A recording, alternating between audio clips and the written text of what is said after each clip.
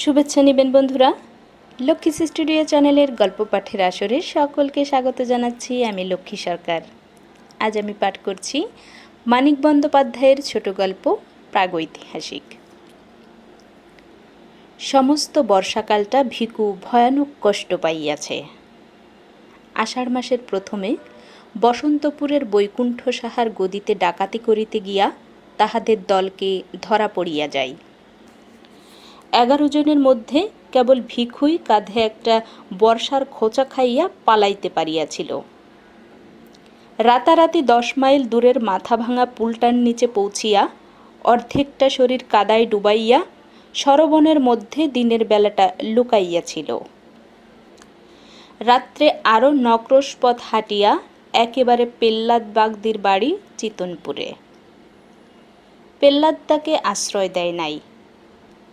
কাঁধটা দেখাইয়া বলিয়াছিল, ঘাও খান সহজ লয় সাঙ্গাত, উটি পাকব, গা ফুলব, জানাজানি হইয়া গেলে আমি কনে যামু।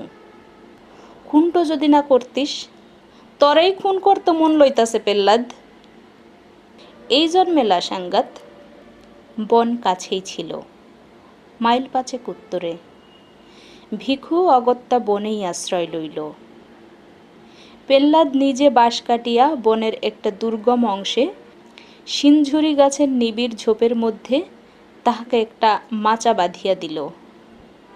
তালপাতা দিয়া একটা আচ্ছাদনও করিয়া দিল।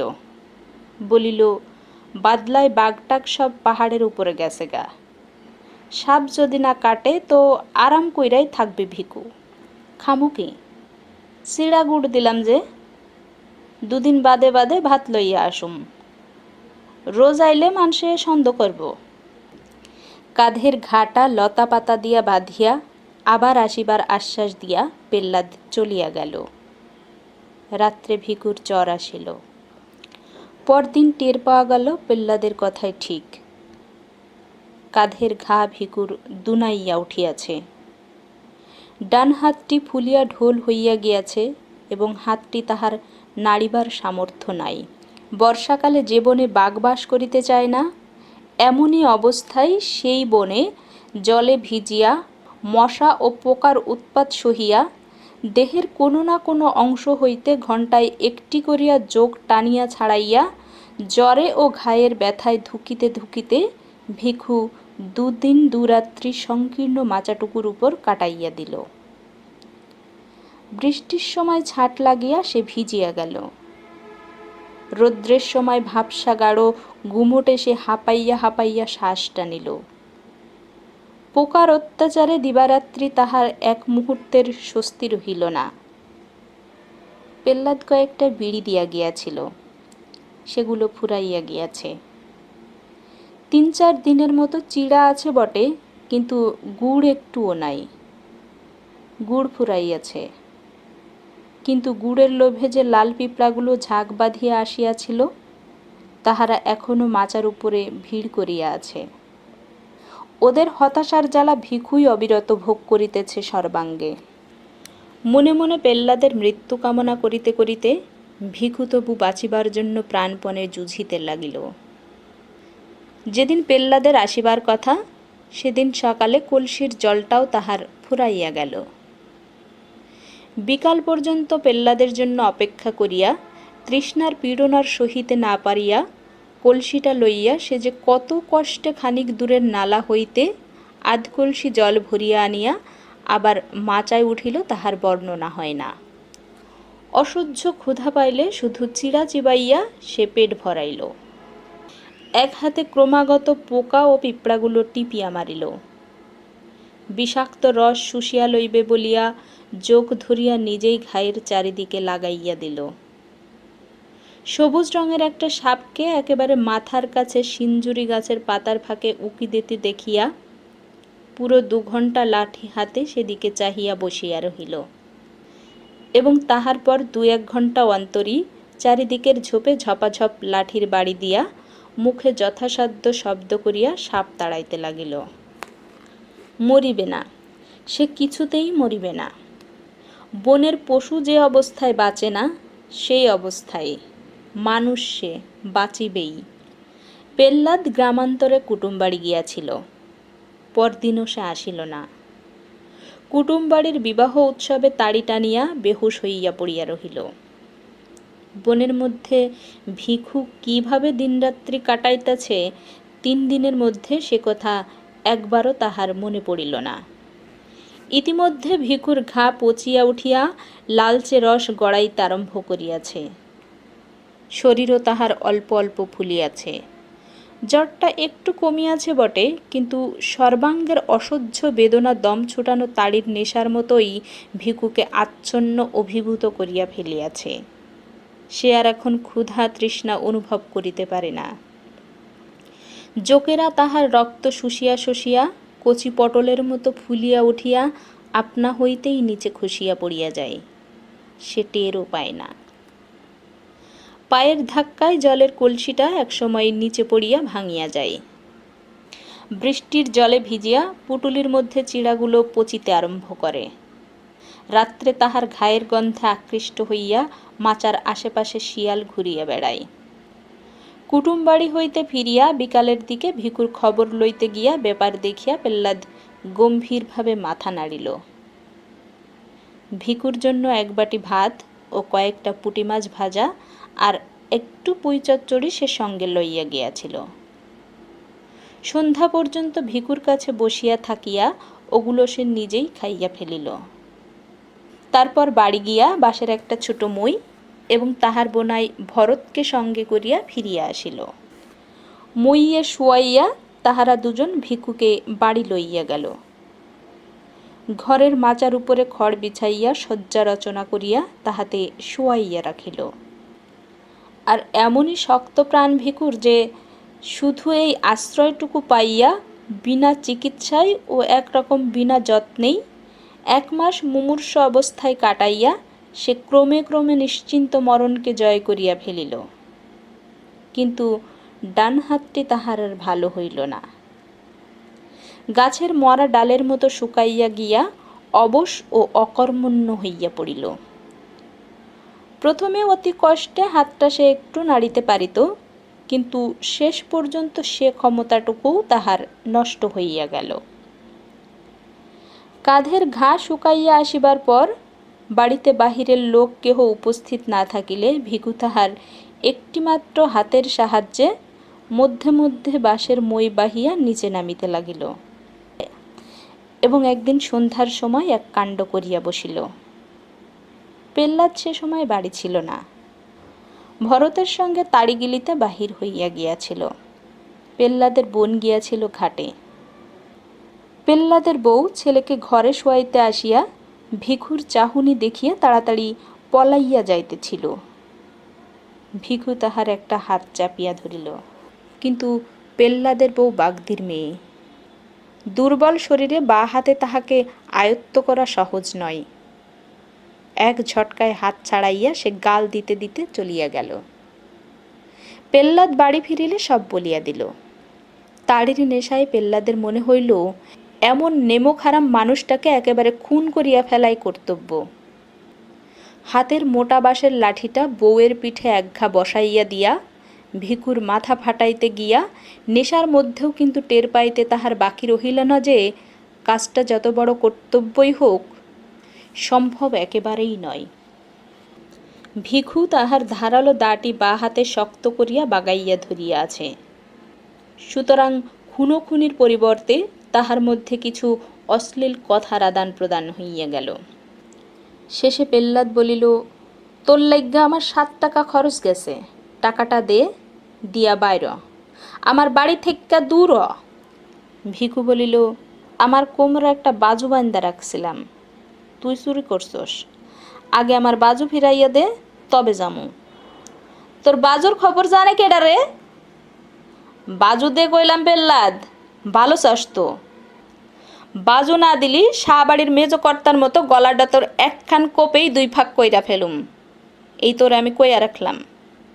বাজু পালি আমি অক্ষণে যামু গিয়া।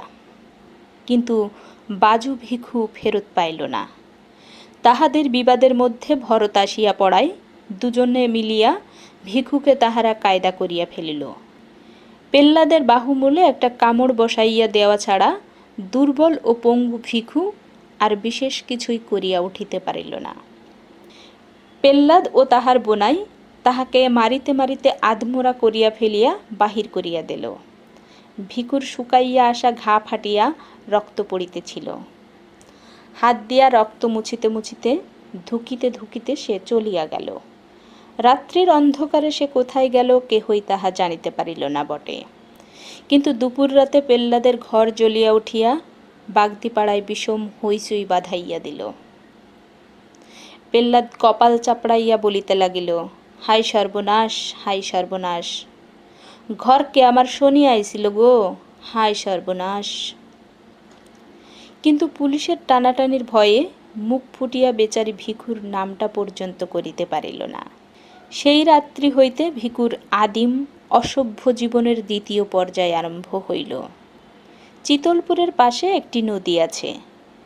পেল্লাদের ঘরে আগুন দিয়া আসিয়া একটা জেলে ডিঙি চুরি করিয়া ভিখু নদীর স্রোতে ভাসিয়া গিয়াছিল। লগি ঠেলিবার সামর্থ্য তাহার ছিল না।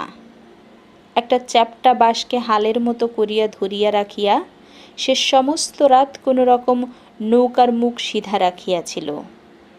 সকাল হওয়ার আগে শুধু স্রোতের টানে সে বেশি দূর আগাইতে পারে নাই। ভিখুর মনে আশঙ্কা ছিল, ঘরে আগুন দেওয়ার শোধ লইতে পেল্লাদ হয়তো তাহার নামটা প্রকাশ করিয়া দেবে। মনের জ্বালায় নিজের অসুবিধার কথাটা ভাবিবে না।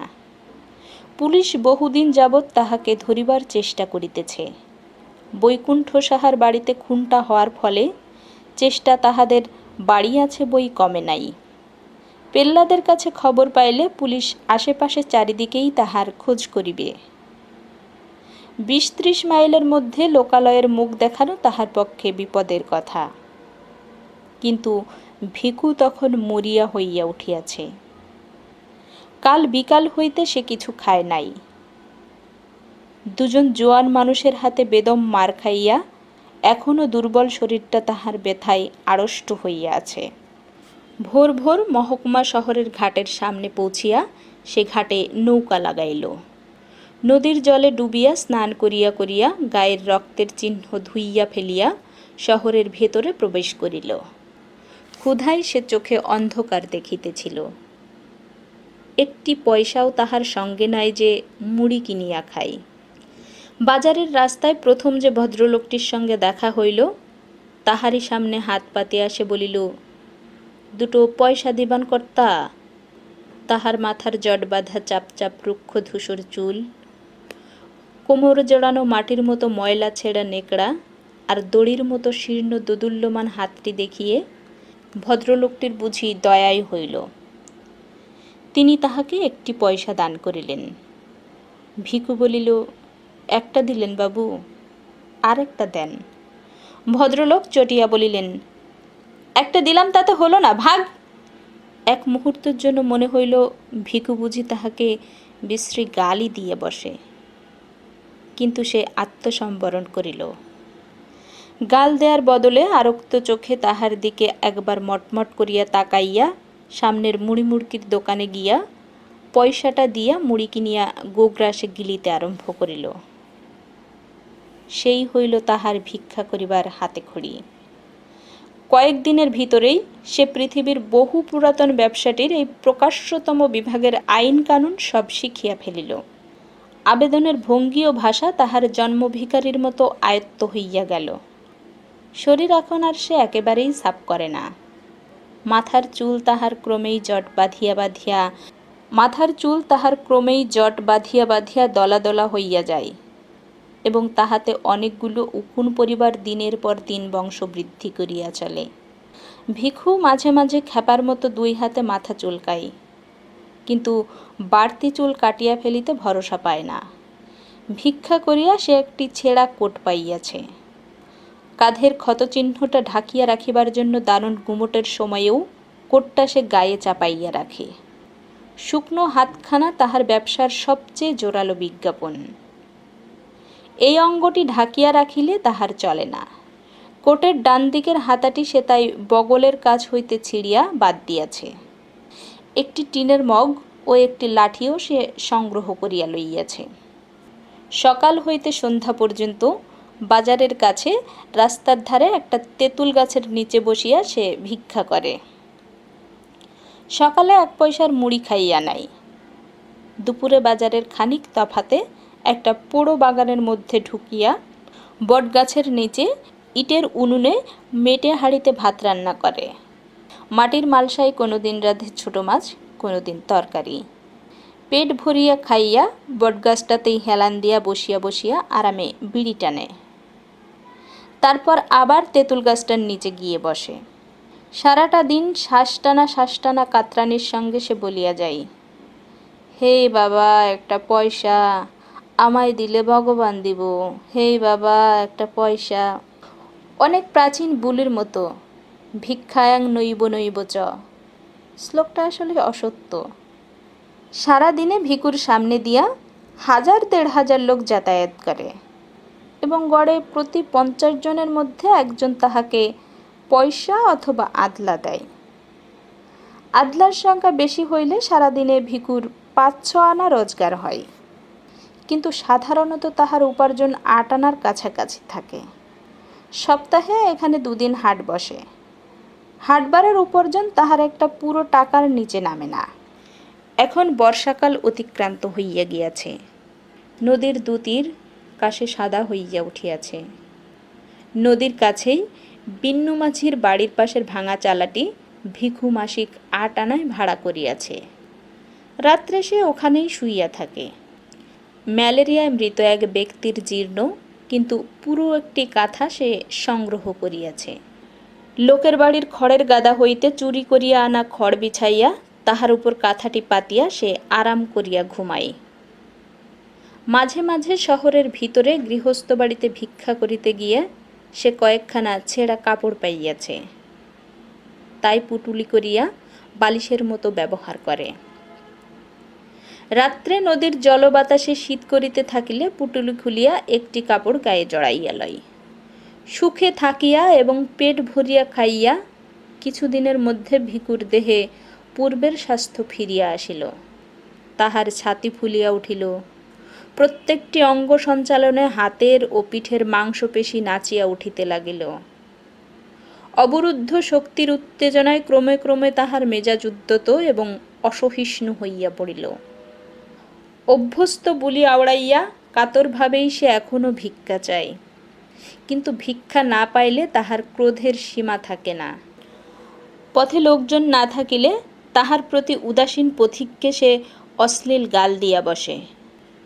1 পয়সার জিনিস কিনিয়া ফাও না পাইলে দোকানিকে মারিতে ওঠে। নদীর ঘাটে মেয়েরা স্নান করিতে নামিলে ভিক্ষা চাহিবার ছলে জলের ধারে গিয়ে দাঁড়ায়। মেয়েরা ভয় পাইলে সে খুশি হয় এবং সরিয়া যাইতে বলিলে নড়ে না। দাঁত বাহির করিয়া দুর্বিনীত হাসি হাসে। রাত্রে স্বরচিত শয্যায় সে ছটফট করে। নারী সঙ্গহীন এই নিরুৎসব জীবন তাহার আর ভালো লাগে না। অতীতের উদ্যম ঘটনাবহুল জীবনটির জন্য তার মন হাহাকার করে। তাড়ির দোকানে ভাড়ে ভাড়ে তাড়ি গিলিয়া সে হল্লা করিত। টলিতে টলিতে বাসির ঘরে গিয়া উন্মত্ত রাত্রি যাপন করিত। আর মাঝে মাঝে দল বাঁধিয়া গভীর রাত্রে গৃহস্থের বাড়ি চড়াও হইয়া সকলকে মারিয়া কাটিয়া টাকা ও গহনা লুটিয়া রাতারাতি উধাও হইয়া যাইত।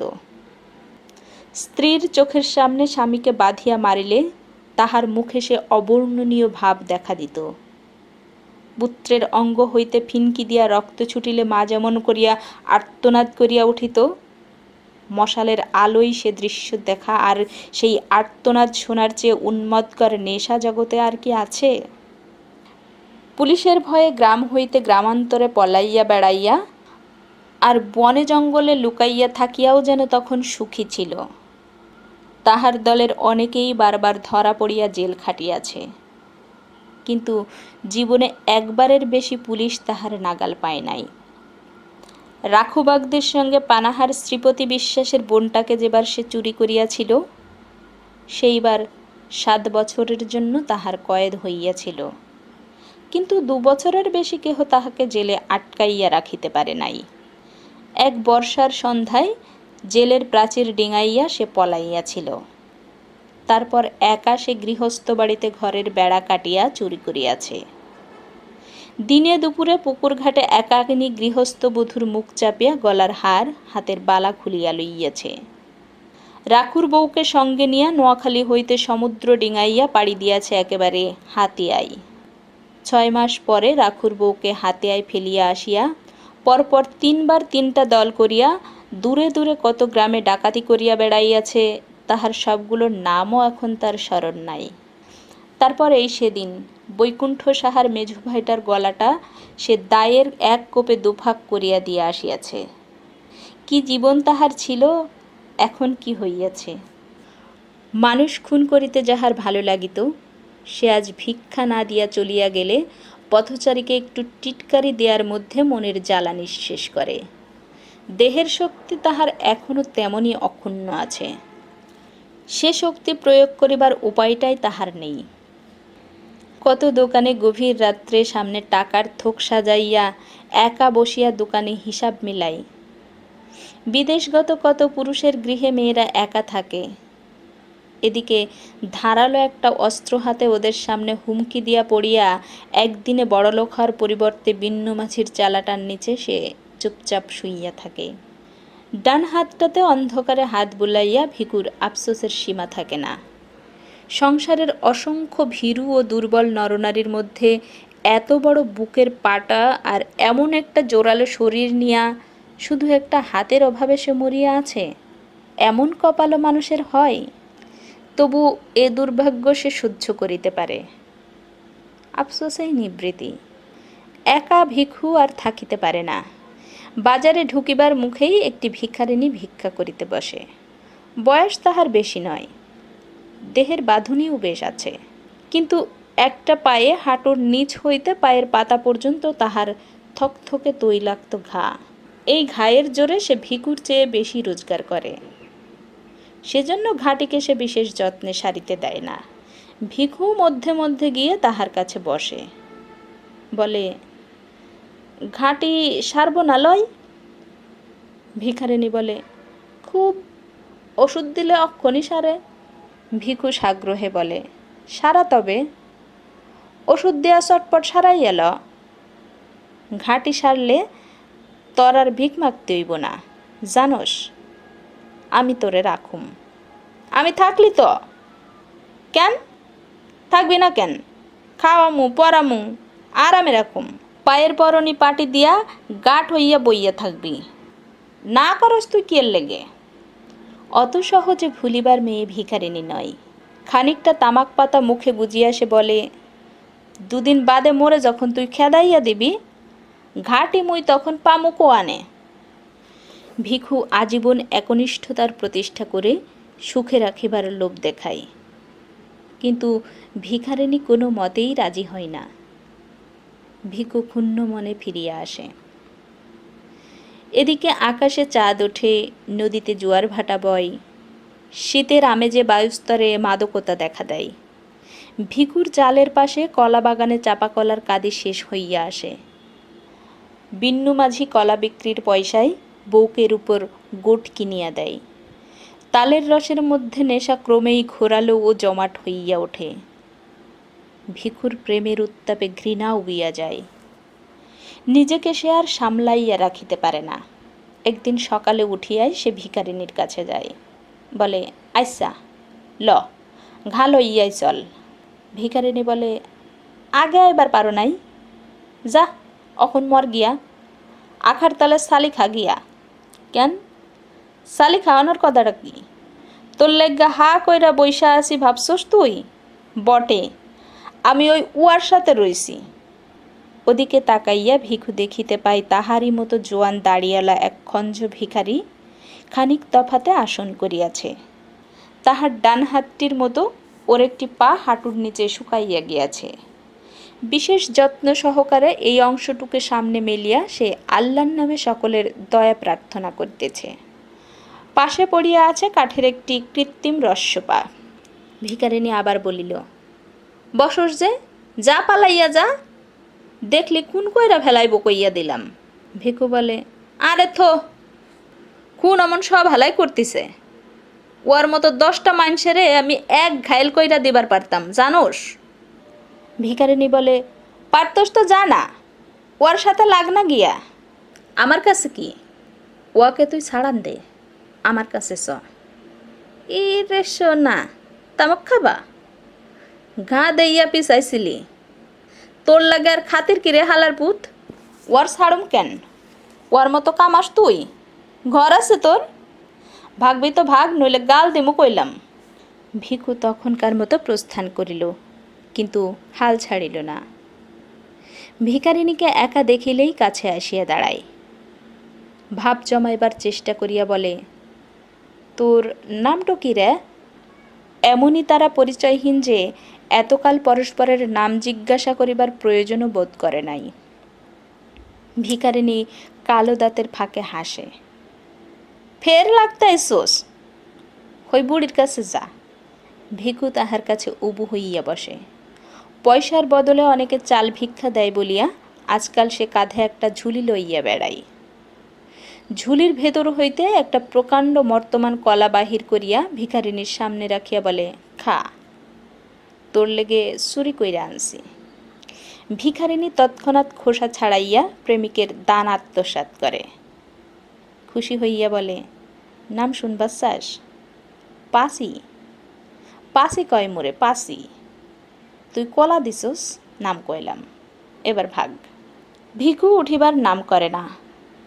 অত বড় একটা কলা দিয়া শুধু নাম শুনিয়া খুশি হওয়ার মতো শৌখিন সে নয়। যতক্ষণ পারে ধুলোর উপর উবু হইয়া বসিয়া পাচির সঙ্গে সে আলাপ করে। ওদের স্তরে নামিয়া না গেলে সে আলাপ কেহ আলাপ বলিয়া চিনিতে পারিবে না, মনে হইবে পরস্পরকে তাহারা যেন গাল দিতেছে।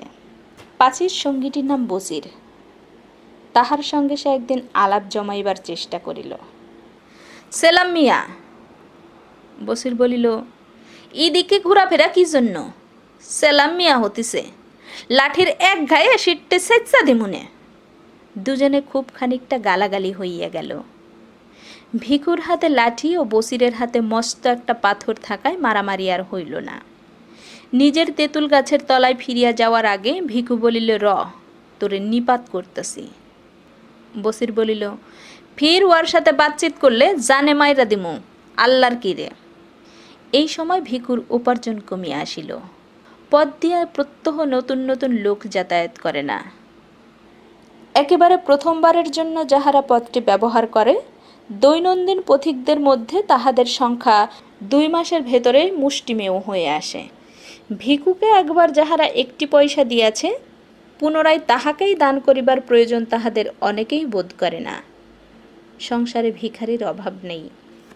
কোনো রকমে ভিখুর পেট চলিতে লাগিল। হাটবার ছাড়া রোজগারের 1টি পয়সাও সে বাঁচাইতে পারিল না। সে ভাবনায় পড়িয়া গেল। শীত পড়িলে খোলা চালার নিচে থাকা কষ্টকর হইবে। যেখানে হোক চারদিকে ঘেরা যেমন তেমন একটা ঘর তাহার চাই। মাথা গুজিবার একটা ঠাঁই আর দুবেলা খাইতে না পাইলে কোনো যুবতী ভিখারিণী তাহার সঙ্গে বাস করিতে রাজি হইবে না।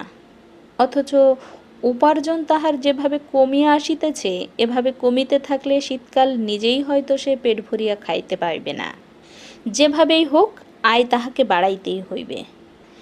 এখানে থাকিয়া আয় বাড়াইবার কোনো উপায় সে দেখিতে পায় না। চুরি ডাকাতির উপায় নাই, মজুর খাটিবার উপায় নাই। একেবারে খুন না করিয়া ফেলিলে কাহারও কাছে অর্থ ছিনাইয়া লওয়া এক হাতে সম্ভব নয়। পাচিকে ফেলিয়া এই শহর ছাড়িয়া কোথাও যাইতে তাহার ইচ্ছা হয় না।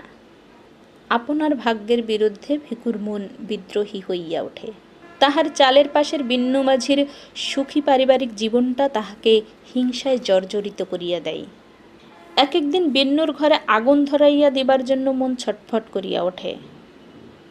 নদীর ধারে খেপার মতো ঘুরিতে ঘুরিতে মাঝে মাঝে তাহার মনে হয় পৃথিবীর সমস্ত পুরুষকে হত্যা করিয়া পৃথিবীর যত খাদ্য ও যত নারী আছে একা সব দখল করিতে না পারিলে তাহার তৃপ্তি হইবে না। আরও কিছুকাল ভিখু এমনই অসন্তোষের মধ্যে কাটাইয়া দিল।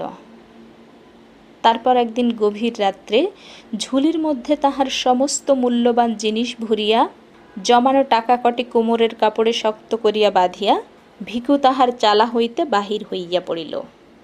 নদীর ধারে একদিন সে হাতখানেক লম্বা একটা লোহার শিক কুড়াইয়া পাইয়াছিল।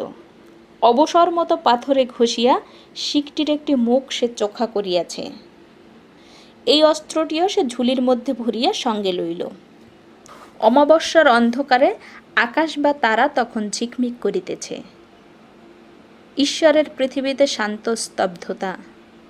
বহুকাল পরে মধ্যরাত্রির জনহীন জগতে মনের মধ্যে ভয়ানক একটা কল্পনা নিয়ে বিচরণ করিতে বাহির হইয়া ভিখুর সহসা অকথনীয় উল্লাস বোধ হইল।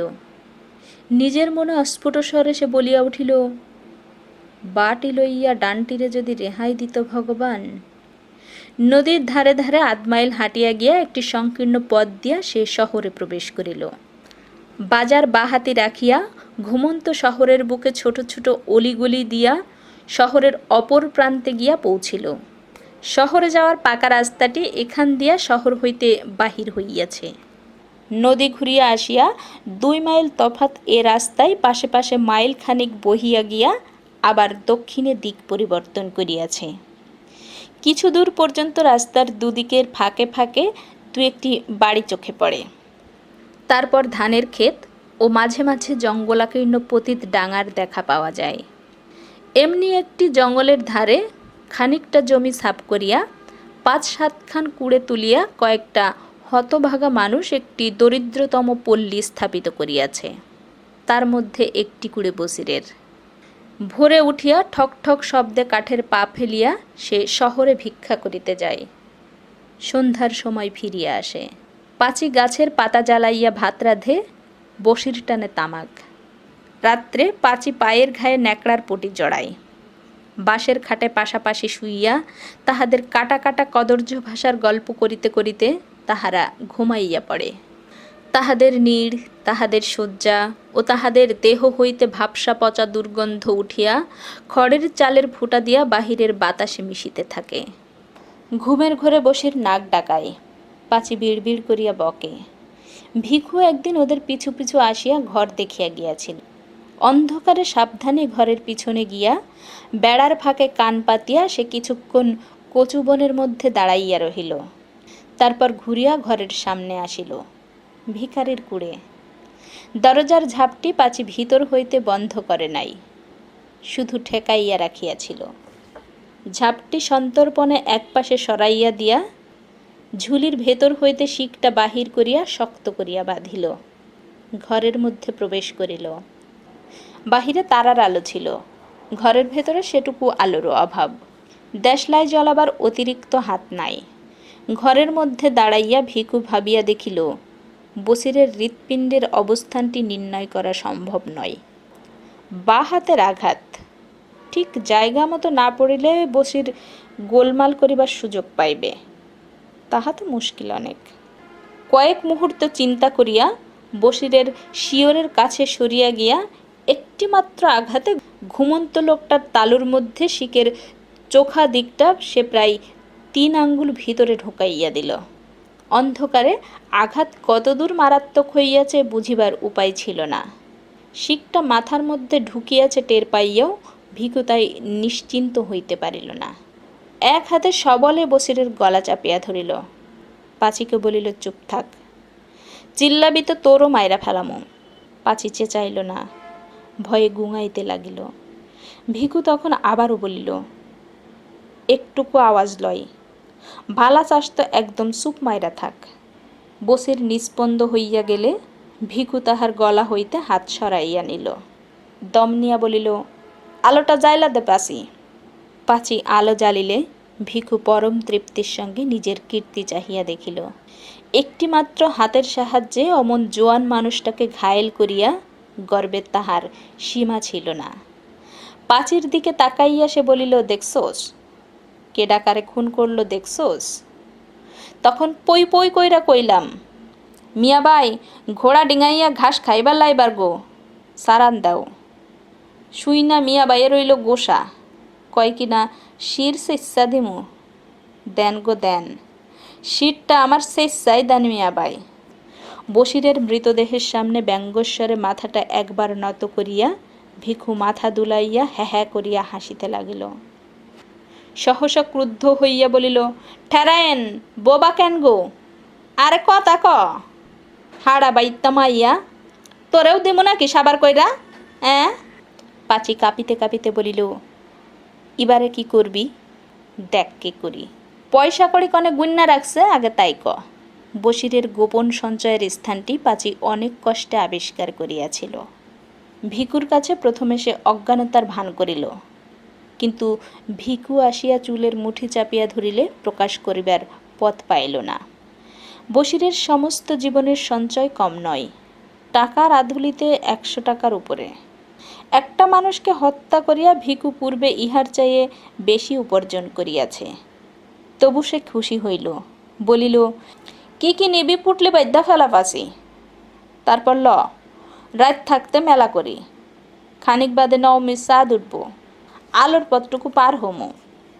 পাচি পুটুলি বাঁধিয়া লইল, তারপর ভিকুর হাত ধরিয়া খোড়াইতে খোড়াইতে ঘরের বাহির হইয়া রাস্তায় গিয়া উঠিল। পূর্বাকাশের দিকে চাহিয়া ভিকু বলিল, অখুনি চাঁদ উঠব পাচি। পাচি বলিল, আমরা যামু কনে? সদর, ঘাটে না, চুরি করুম।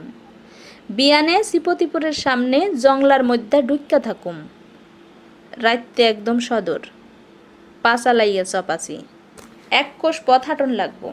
পায়ের ঘা নিয়া তাড়াতাড়ি চলিতে পাচির কষ্ট হইতেছিল। ভিকু সহসা একসময় দাঁড়াইয়া পড়িল, বলিল, পায়ে নি তুই ব্যথা পাস পাচি? হ, ব্যথা জানাই পাচি। পিঠে চাপামু? পারবি কেন? পারুম, আয়। ভিকুর গলা জড়াইয়া ধরিয়া পাচি তাহার পিঠের উপর ঝুলিয়া রহিল। তাহার দেহের ভারে সামনে ঝুঁকিয়া ভিকু জোরে জোরে পথ চলিতে লাগিল। পথের দুদিকে ধানের ক্ষেত আবছা আলোয় নিঃসাড়ে পড়িয়া আছে। দূর গ্রামের গাছপালার পেছন হইতে নবমীর চাঁদ আকাশে উঠিয়া আসিয়াছে। ঈশ্বরের পৃথিবীতে শান্ত স্তব্ধতা। হয়তো ওই চাঁদ আর এই পৃথিবীর ইতিহাস আছে, কিন্তু যে ধারাবাহিক অন্ধকার মাতৃগর্ভ হইতে সংগ্রহ করিয়া দেহের অভ্যন্তরে লুকাইয়া ভিখু ও পাচি পৃথিবীতে আসিয়াছিল, এবং যে অন্ধকার তাহারা সন্তানের মাংস আবেষ্টনীর মধ্যে গোপন রাখিয়া যাইবে, তাহা প্রাগৈতিহাসিক। পৃথিবীর আলো আজ পর্যন্ত তাহার নাগাল পায় নাই, কোনোদিন পাইবেও না। ধন্যবাদ সকলকে গল্পটি শোনার জন্য। কে কোথা থেকে শুনছেন এবং গল্পটি কেমন লাগলো কমেন্ট বক্সে জানালে খুশি হব। এরকম আরও ভালো লাগা বাংলা ছোট গল্প, কবিতা, উপন্যাস, মনীষীদের জীবনী এবং প্রবন্ধ পাঠ শুনতে চাইলে চ্যানেলটি সাবস্ক্রাইব করে সাথেই থাকুন। ধন্যবাদ।